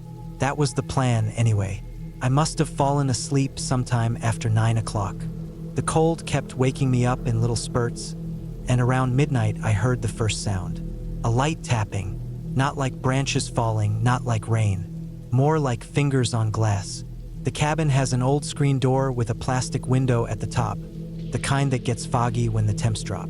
That's where the sound was coming from. Tap, tap, tap. I sat up, heart beating faster than I like to admit. I grabbed the flashlight and clicked it on. I walked slowly to the door, listening. Tap, tap, a slow rhythm. I looked through the cloudy window and squinted. There was something on the other side. At first, I thought it was the urn, the exact same shape with the laminated photo showing. I remember my first reaction was confusion, like maybe a raccoon had dragged it up here from the fire pit. But then I realized the photo on the urn, it was moving, like someone was holding it, jerking it side to side like some kind of sick puppet show. I couldn't see who or what was behind it, just a hand or maybe a stick moving it in and out of sight. It looked stupid, like something a bored kid would do to scare their sibling. I unlocked the door, yanked it open with the flashlight raised, ready to swing if I needed to, but there was nothing. The cold air hit me like a slap. The urn wasn't there. The ground had some light frost on it, and I could see my own boot prints leading from the fire pit from earlier, but no fresh ones. I stood out there for a while, doing slow circles with the flashlight, scanning the treeline, the outhouse, even up toward the dirt road. Nothing moved. Eventually, I went back inside, locked the door, checked the windows, and laid back down with the flashlight beside me. But the feeling didn't go away. I stayed wide awake, eyes on the ceiling, ears tuned for the smallest sound. Then, just after 2 a.m., it started again. I saw it through the same foggy screen, the urn. It was being puppet again, swaying back and forth in the window. I stood up and walked to the door, slower this time. I didn't open it right away. I just watched. That's when I heard a voice. It didn't sound like a person. It didn't even sound like it came from outside. It sounded like it was echoing in my own head, but it was clear as day. "It's me, son. Your dad." The urn suddenly dropped out of view, and then something else came up in its place. A face. It filled the entire foggy window. It was too big to be human. The skin looked like black rubber or leather, stretched tight over thick muscles or veins. Its head had to be 2 feet wide, maybe taller, and the eyes, those eyes were pure white, no pupils, no blinking. It smiled. A long, unnatural smile that stretched way too far across the face, filled with these jagged, uneven teeth. They weren't yellow, just wrong, like they didn't belong to anything living. My instincts kicked in. I grabbed the rifle and yanked the door open, ready to shoot, but there was nothing again. The clearing was empty. I started yelling, pacing, trying to psych myself up. Whatever it was, I was gonna find it. I walked the perimeter of the cabin twice. On the second lap, I saw something move between the trees. I clicked the light over, and that's when I saw it. It wasn't 8 feet tall. It wasn't 10. It was a monster, 20, maybe 30 feet tall, standing just far enough back in the trees to be mostly hidden, but close enough that I could see its silhouette against the stars. Veined limbs, long fingers hanging down past its knees. It wasn't shaped like a bear or a man. It was hunched and twisted and staring right at me with those glowing eyes. I froze. I couldn't even raise the gun. I just turned, bolted back into the cabin, and slammed the door shut. I locked everything I could, door, windows, nailed a damn chair against the knob like it would help. Then I called my buddy, Kyle. He lived a few towns over. I dropped him a pin and told him to get there as fast as he could. He said it'd be about 3 hours with stops. I didn't care. I just needed someone else there. That thing stayed outside the entire night. Never left. It didn't knock like a person. Tapped. Over and over. Sometimes it scratched.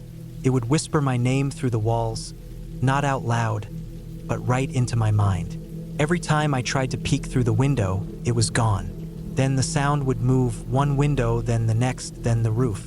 By 4:30 a.m., I was curled up on the floor in a full sweat, holding the rifle like it was the only thing keeping me sane. My phone battery was dying. My thoughts were fraying at the edges.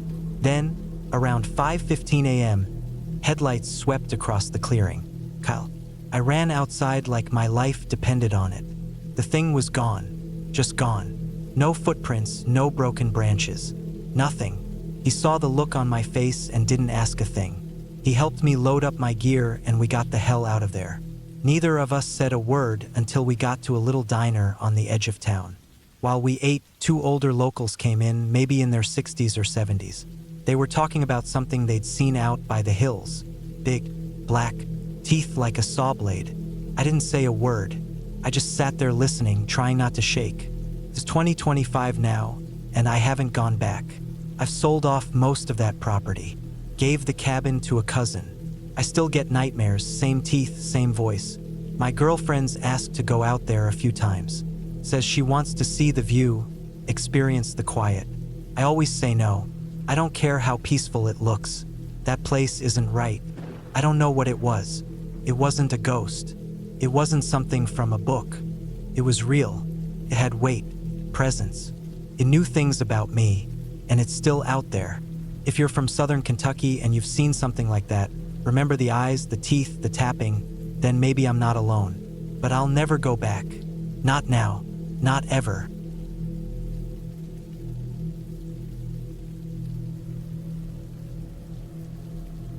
It was the summer of 1998. I had just turned 17 a few months earlier. I wasn't one of those confident, social kids who could walk into a room and take over. I was quiet, kind of awkward, and didn't have many friends outside of school. I had recently started hanging out with a guy named Lucas. He was a couple years older than me. We had met at a part-time job. I picked up washing dishes at a small diner in Yakima, Washington. Lucas was 19. He smoked, he drove an old beat-up Ford Explorer, and he knew a group of people in their early 20s who always seemed like they were going somewhere. Bonfires, parties in gravel pits, last-minute road trips, stuff like that. I always felt a little out of place around them, but I was flattered that they even let me tag along. At that age, being included meant a lot. One weekend in late July, Lucas told me they were planning a camping trip in the mountains of northeastern Oregon, near the Wallowa National Forest. He said it was going to be a chill two-night thing, just getting away from everything. No set plans, just find a spot, drink some beers, swim in a lake if we found one, then come back Sunday evening. I told my mom I was going with some older coworkers, that we'd be out of cell range and probably wouldn't call, but that I'd be home Sunday night. She was strict, but she knew Lucas, and I think she saw this as a chance for me to be more social, maybe even make friends. She didn't push too hard. We left early Friday afternoon. There were 6 of us total. Lucas drove. His girlfriend at the time, Bree, came too. Then there was a guy named Jesse, who was tall and heavyset, with long greasy hair and a quiet stare. I didn't know him at all. His cousin Mark was there too, skinny and twitchy, always chewing sunflower seeds and spitting the shells right out the window. The last person was a guy named Kyle. He had a shaved head and a tribal tattoo across his shoulder. I think he was the oldest, maybe 22 or 23. Everyone knew each other except me. The drive was long, about 5 hours. We took a lot of back roads. Lucas said he knew of a really secluded campground near an old logging trail, a place no one ever used anymore. It didn't have bathrooms or water spigots, but it was near a stream, and if we brought our own gear, we'd be set. The other guys were pumped about how off-grid it was, which made me nervous. I didn't grow up doing much camping. We pulled off a gravel road that seemed to go forever into thick pine woods. The trail was narrow and rutted, and we bottomed out a few times. We finally got to a clearing just before dark. An open patch surrounded by trees, the ground covered in pine needles, with a fire ring made of old rocks in the middle. You could tell it had been used before, but not often. The air smelled like dry bark and dirt. The silence was deep.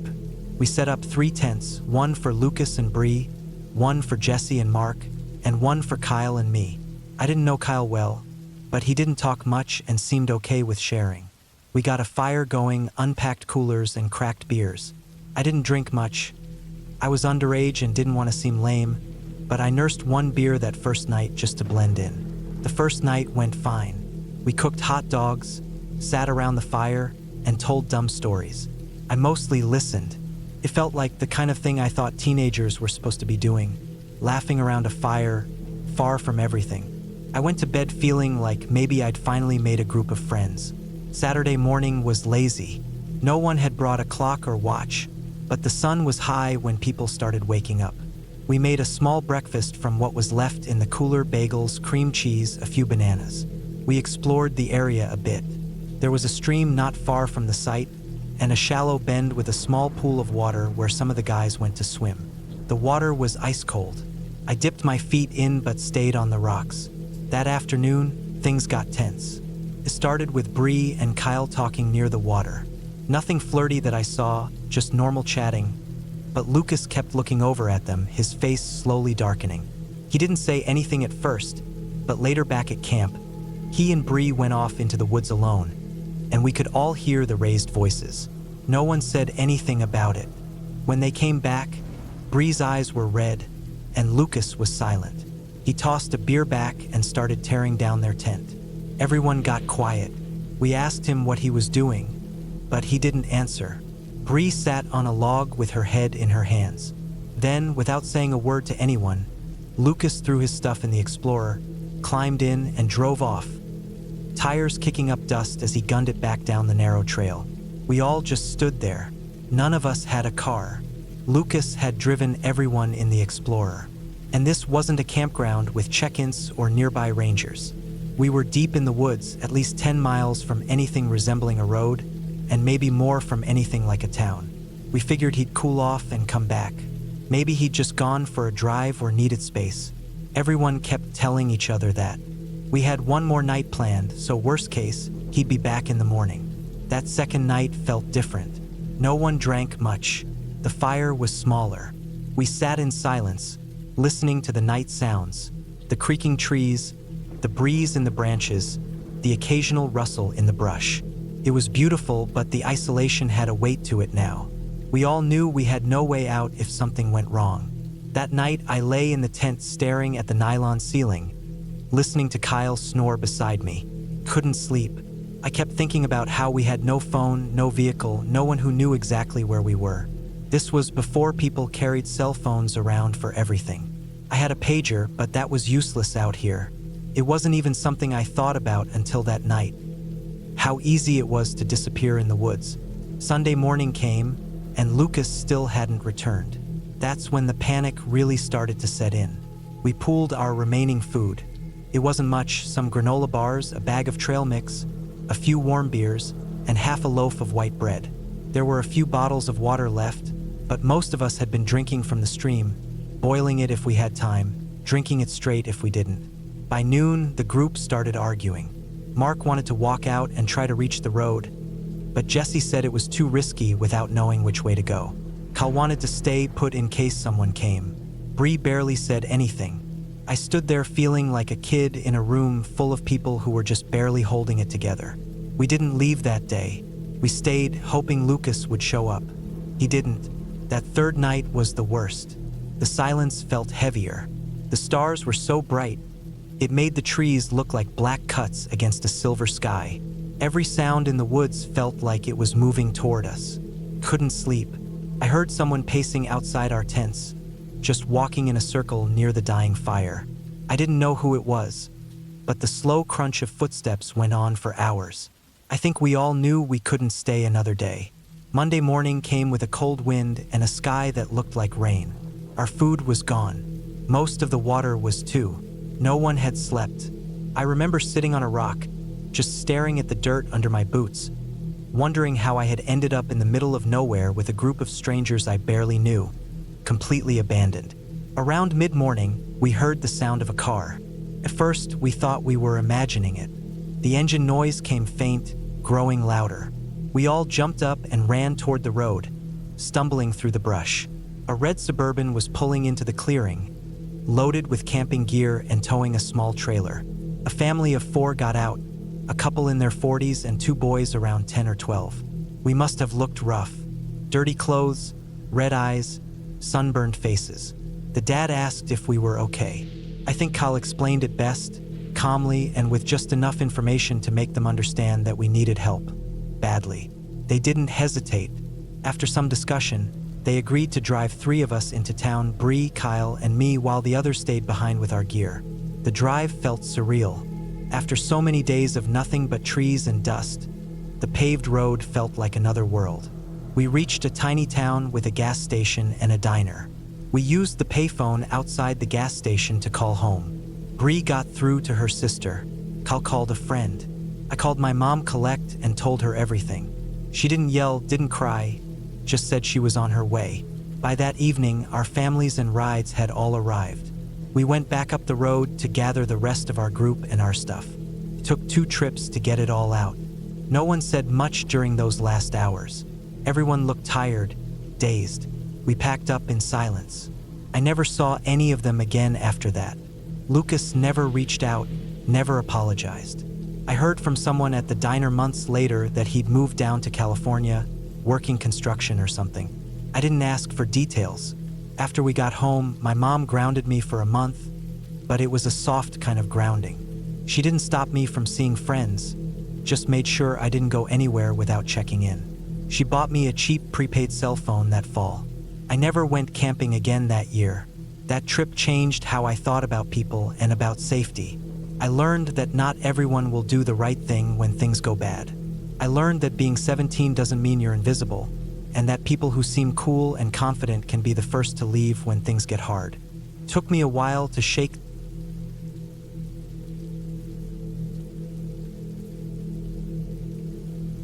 It was mid-August, 2023. The heat had finally settled into the Rockies in a heavy, sticky way that made the woods smell like warm pine and dry dirt. My partner, Jess, and I had both managed to clear the weekend, so we packed the truck Thursday night and rolled out early Friday morning. We were headed to our usual camping spot, one we'd been going to for the last 4 or 5 years. It wasn't on any official campground registry. Not really. Just a rough drive up a mountain road about 45 minutes outside of Fairmont, Montana.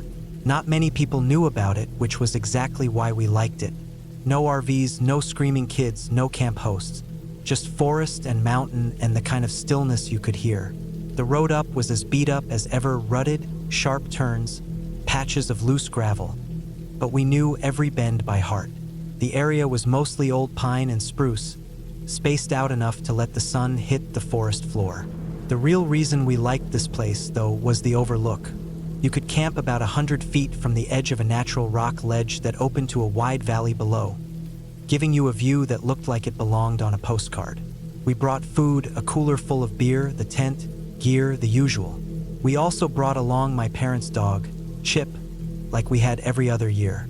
He was a small thing, some kind of terrier mix with a gray muzzle and white eyebrows, too old to walk far but still curious. He'd been coming with us since he was a little younger, and usually just napped under the chairs or in the sun. When we arrived, we did what we always did, park just off the dirt trail that cuts through the pines, walk the 100 yards or so to our usual spot, and set up camp. The place looked untouched. No cars, no tire tracks, no signs of anyone. It struck me that this was the first time in years we hadn't seen at least one person out here. Usually, there's a lone fisherman down near the river or a hunter's camp tucked into a lower ridge. But this time, nothing. It felt like we had the entire mountain to ourselves. We unpacked, pitched the tent near the edge where the trees opened up, and set out the chairs by the fire pit we'd built up over the years. It was hot, probably high 80s even in the shade, so we didn't bother zipping up the tent door, just left the mesh closed to keep bugs out and let air in. Chip seemed content enough, sniffing around, then lying down under the shade of a tree like he'd done 100 times before. The rest of that day was slow and quiet in the best way. We grilled up some food, sat in the shade with beers in hand, and watched the sun sink behind the valley. That night, the fire crackled steady, and the breeze coming up the mountain was warm and steady. We didn't hear a single plane, a single car, nothing. Just distant bird calls and wind through the trees. Chip curled up near my feet like always, completely relaxed. When we finally decided to call it a night, it had to be around 11 p.m. The fire was burned down to embers. We climbed into the tent, dead tired from doing nothing all day, and Chip came in after us. He circled once in the corner like he always did, but then stopped, standing still and staring toward the mesh-covered opening of the tent. I figured maybe he was just catching a scent on the breeze or heard a squirrel. But then he whined low in his throat and sat down, still staring out into the dark.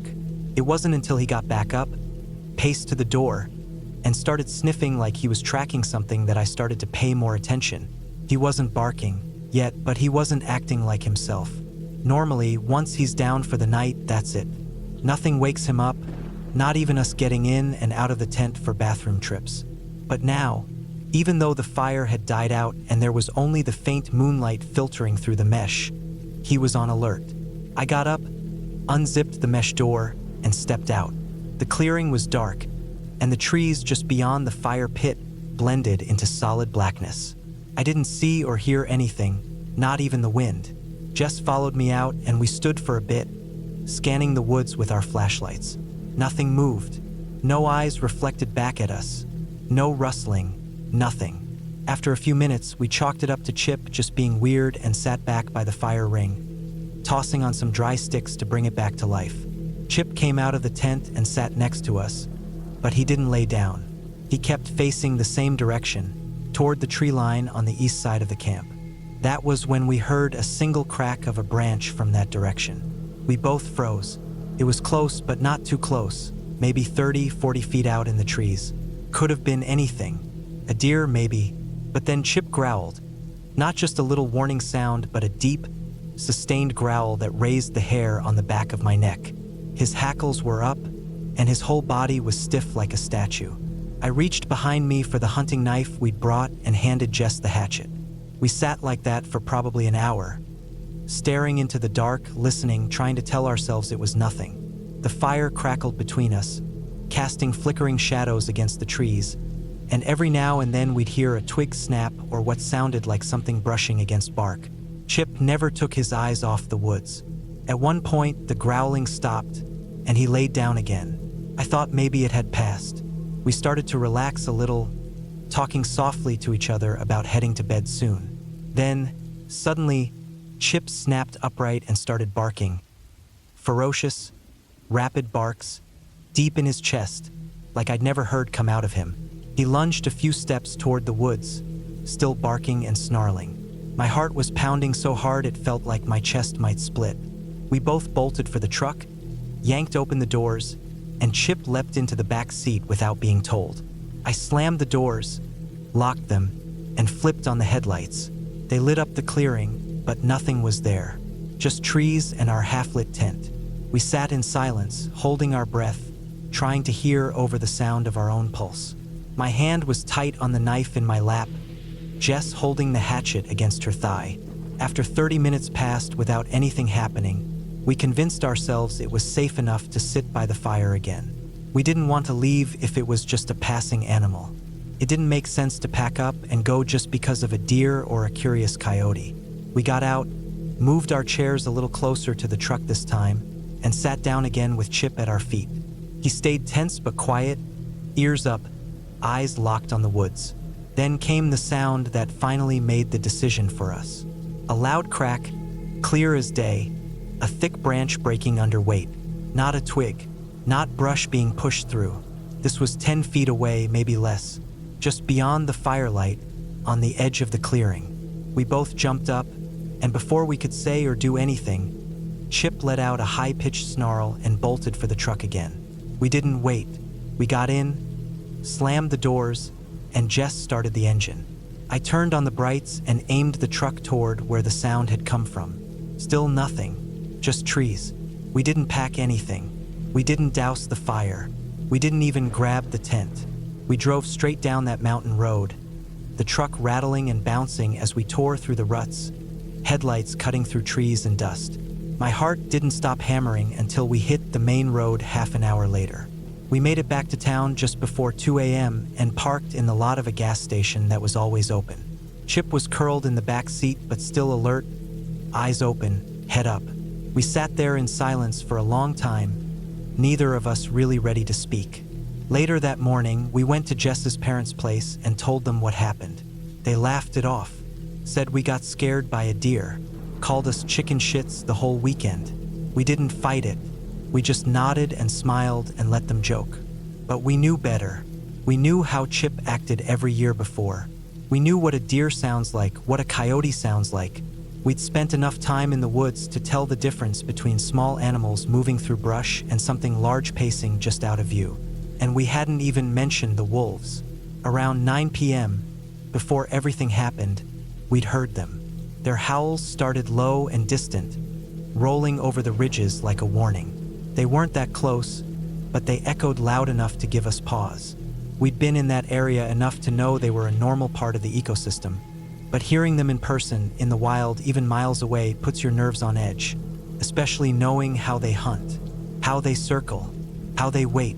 The worst part was the silence that followed after those howls. When even the insects and birds stopped. That's what stayed with me the most. Something was out there that night. Whether it was a cougar, very likely, given the number of attacks that had happened in Montana that year, or a lone wolf that had split from its pack, or something else entirely, we don't know. But whatever it was large, it was smart, and it was watching us. It had gotten close. Closer than anything ever had before. We went back 2 weeks later to collect our gear. We waited for a cool, overcast day when it wouldn't be busy and drove up just after noon. Everything was still there. Tent collapsed slightly from rain, chairs kicked over. Nothing touched the food, probably because it was all sealed in the truck bed. But what chilled me was the single track we found near the fire pit. Just one. It was faint, but it was there.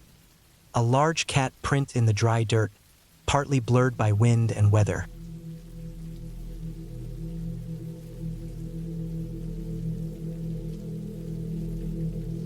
It was mid-September 2019. The days were still warm, but the nights had that first real bite of fall. I was 38 at the time, working construction out in western Pennsylvania, and I'd finally taken a few days off for myself. I didn't want a hotel, didn't want to deal with other people. I just wanted to sit out in the woods, hammock between two trees, drink a couple beers by the fire, maybe do a little thinking. It had been a rough year. I picked a spot I knew from a couple years back, Allegheny National Forest. Not the tourist trails. This was tucked back off a small service road that hadn't been maintained in years. I parked the truck at the end of a gravel pull-off and hiked about a mile in. It wasn't anything crazy remote, but far enough you wouldn't hear another voice unless someone meant to be there. My setup was simple.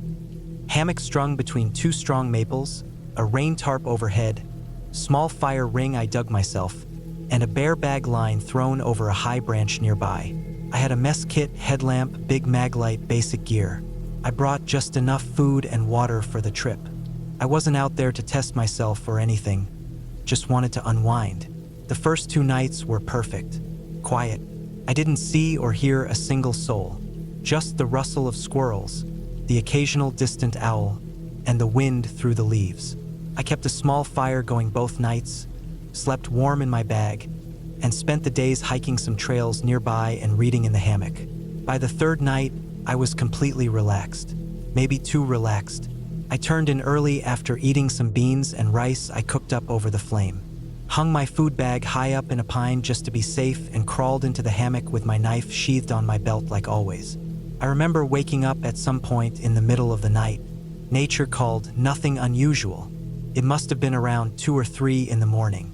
It was dark, cold, and dead silent. No wind, no animals. Just that kind of deep forest stillness that presses in on your ears. I sat up, unzipped my bag, and swung my legs out, threw on my hoodie and stepped out barefoot, not bothering with my boots. I only walked about 10 feet away from the hammock to take a leak, right on the edge of the small clearing where I'd set up. I was staring out into the trees, blinking sleep from my eyes, when something caught my attention. A small white light about 80 to 100 feet out, through the trees. A headlamp. At first, I just stood there, confused. My heart didn't even start racing yet because I couldn't make sense of it. Who the hell would be out here at this time of night? The light wasn't moving much. It would bob up, shift left, dip down. I watched it for at least 10 minutes. It was like whoever it was kept sitting down and standing up. No flashlight sweeping, just that steady glow. Eventually, the reality sank in. Someone was out there. Someone close. I didn't hear them come in. I hadn't seen another human in 3 days. My stomach turned cold. I eased back to my hammock, slipped on my boots, and pulled my hatchet from the ground where I'd stuck it before bed. I kept low, ears wide open. My big flashlight stayed off. I didn't want to be seen. My first instinct wasn't to run or shout or even pack up. I wanted to know what this guy was doing. I wasn't looking for trouble, but I wasn't going to sit there clueless either. I moved to the right of my camp, into the trees, circling slowly. The leaves were dry, so I had to step carefully. I stayed crouched, knees aching from the slow pace.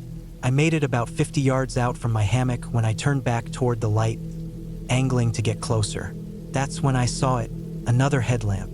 This one was much closer, maybe 40 feet from me, moving around slowly, side to side, like the guy was looking for something.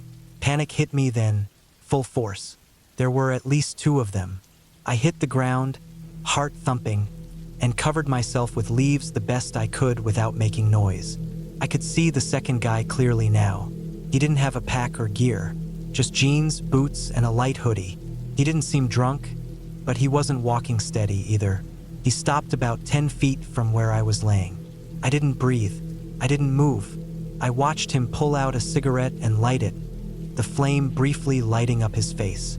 He had a rough, unshaven look, late 30s, maybe 40s. He smoked slow, crushed the butt out with his boot, and cracked open a beer can I hadn't noticed before. He drank half of it in one go, tossed the empty on the ground, and finally walked off toward where I'd seen the first guy. I stayed frozen for a solid 5 minutes after he was out of earshot. When I finally moved, I was ice cold from the ground and covered in debris. I brushed myself off as quiet as I could and headed toward the first guy. I didn't know why. I guess I figured I'd get some idea of what they were doing. I stayed low and moved slow. I got close enough that I could hear the faint buzz of a phone receiving messages. Every time it lit up, I caught glimpses of his face. He was sitting on a fallen log, scrolling, occasionally glancing up toward my camp. Then he stood. My stomach dropped. He started walking toward my hammock. I didn't follow right away. I stayed down, listening, watching through the brush as he moved.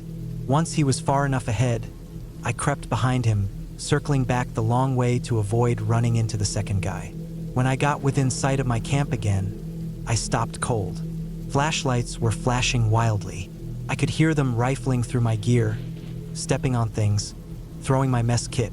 One of them picked up my big mag light and turned it on and off a few times. I could hear metal scraping on metal, fabric ripping, a voice muttering something I couldn't make out. Then one of them said loud enough for me to hear, "Asterisk, he was just here. Asterisk, they were looking for me." I dropped back down and stayed completely still. The light from my own flashlight moved off into the trees. I waited until it was just a tiny glow in the dark before I even thought about moving. I was still laying on my stomach, face in the dirt, heart slamming in my chest. I felt helpless, like an animal being hunted. My gear was destroyed. They had my flashlight, maybe other things. I didn't know if they had weapons, but I wasn't going to find out the hard way. I waited until the first gray light of morning touched the tops of the trees before I moved again. My whole body was stiff and sore. My hands were numb, and my boots were soaked from lying in the dew. I walked carefully back to my site, axe still in my hand. The place was a mess. My tarp had been shredded into strips, clean cuts like someone took a knife or machete to it. The hammock cords were cut, and the fabric was sliced open down the middle. My mess kit was flattened like someone had stomped on it with boots. Food bag was still in the tree, surprisingly, but the gear underneath was gone. My backpack, rain jacket, backup batteries, first aid kit, all gone. My flashlight too. I didn't stay long, just long enough to scan for anything usable. Then I walked back out the way I came, wide awake now, eyes scanning the trees every step of the way. Before I left completely, I backtracked a bit and went to where I'd seen the first guy sitting on the log. The log was there.